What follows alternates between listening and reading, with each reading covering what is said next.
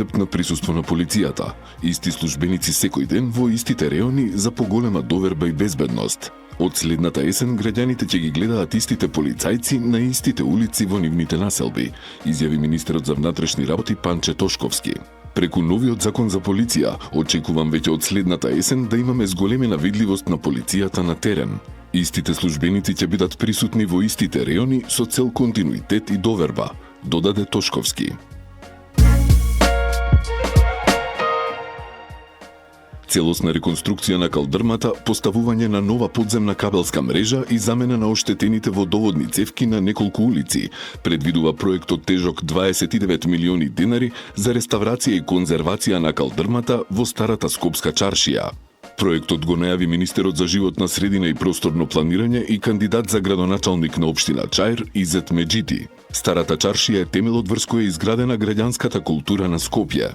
Таа не е само простор, таа е живо сведоштво за заедништвото, трговијата и занаедчиството што го обликуваат пулсот на градот, истакна Меджити.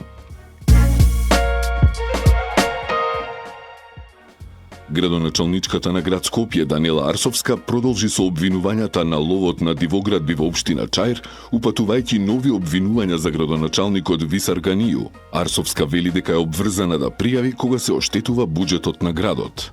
50 нови згради во моментов се градат и никој не реагира. Немаат дозволи, немаат проекти. Крадат вода, крадат струја. Вие плаќајте даноци и скенирајте фискални, објави утрово Арсовска, прикажувајќи сателитски снимки од градењето на територијата на Чаир.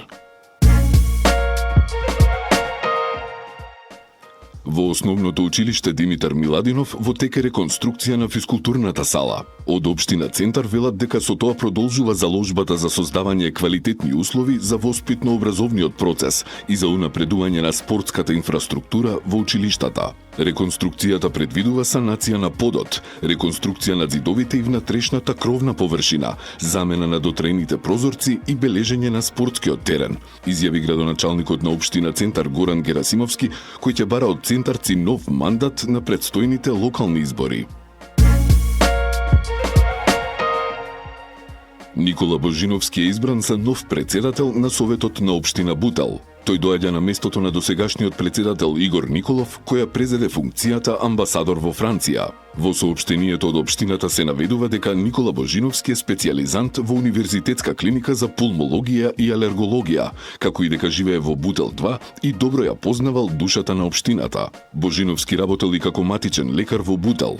Градоначалникот Дарко Костовски упати честитки за неговиот избор.